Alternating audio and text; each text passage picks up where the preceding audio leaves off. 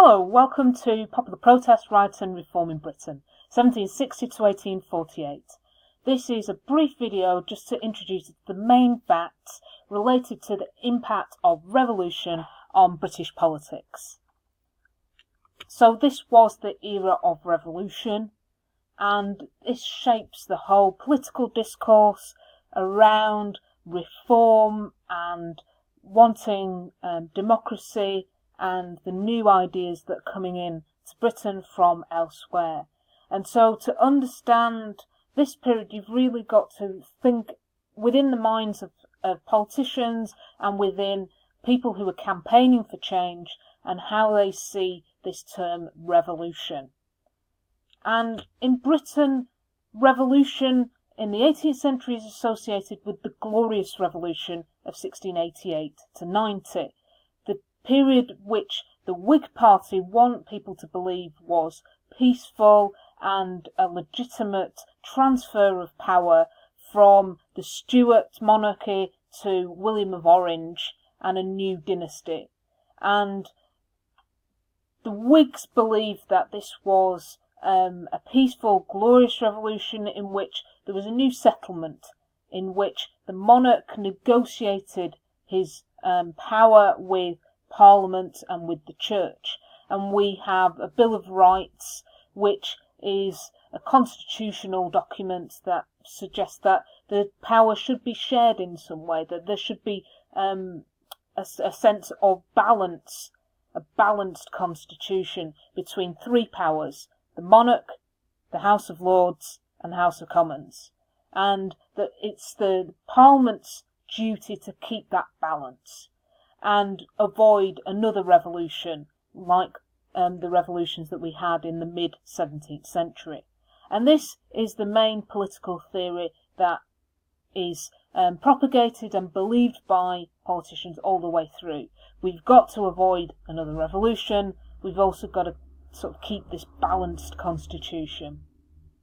This is fairly stable throughout the 18th century, but the new ideas that come through from elsewhere start to challenge perhaps the political stability in Britain. So we have the American Revolution of 1776 onwards, which challenges the whole idea of the British monarchy having control over America, and puts forward new ideas, particularly of democracy, that the people should have a say in government.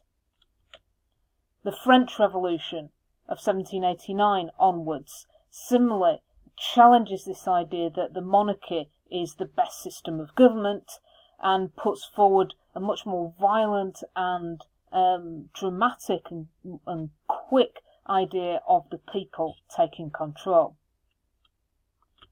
The rise of Napoleon Bonaparte, who's Emperor of France from 1801, also puts forward a challenge to Britain and creates, if you read Linda Colley's Britain's book, this new idea of a British patriotism against the French, that everything that it is to be British is to be anti-French.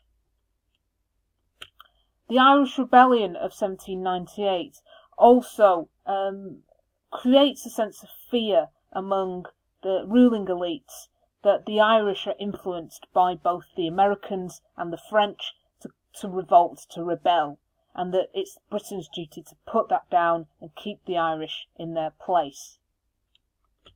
And there's two more French revolutions in 1830 and 1848.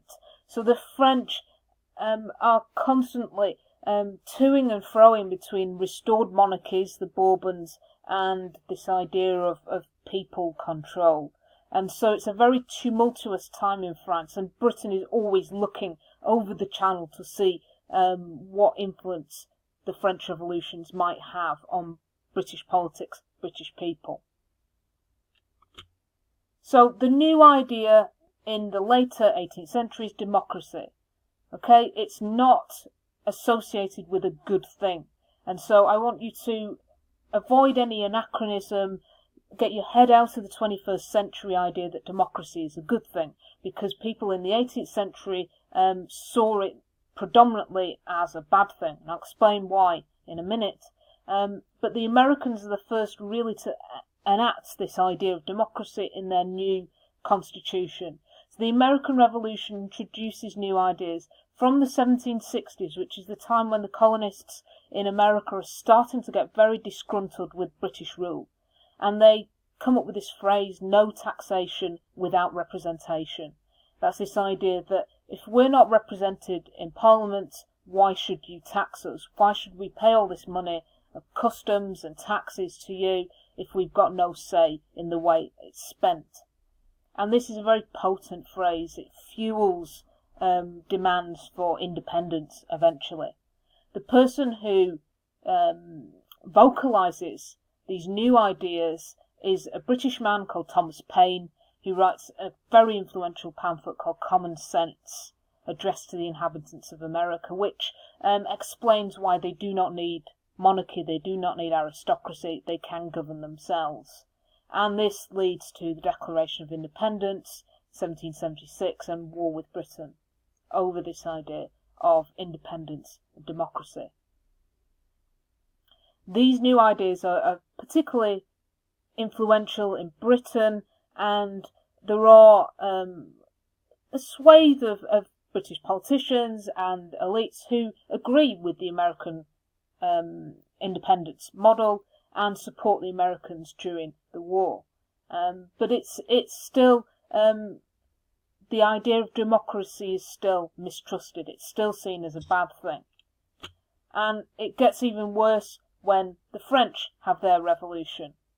So we see, particularly during the terror of 1793-4, which is when the French decide to get rid of their monarchy by killing them, get rid of their aristocracy by killing them, getting rid of their church by killing the bishops, trying to reclaim property that belongs to the church and the aristocracy. So democracy becomes associated with terror. It becomes associated with regicide, atheism, the destroyal of aristocracy and property, with anarchy and despotism. And all these things are seen as not British.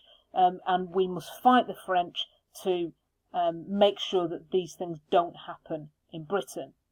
And so there's a huge reaction against the French Revolution in Britain, much more so than against the American Revolution. And British politicians and writers have a furious debate over the meaning of liberty.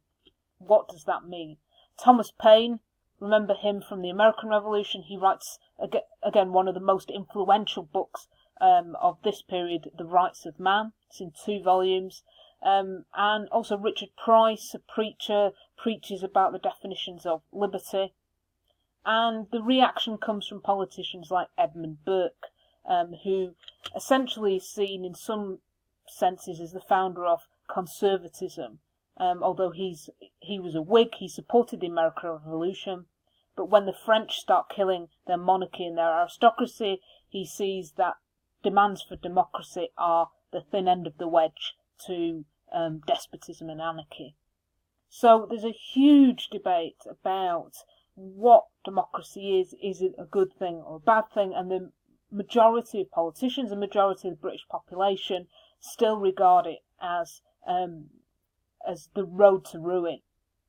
So we'll be discussing this battle and how these new ideas influence ordinary people and persuade them to think about starting to campaign for democracy in Britain.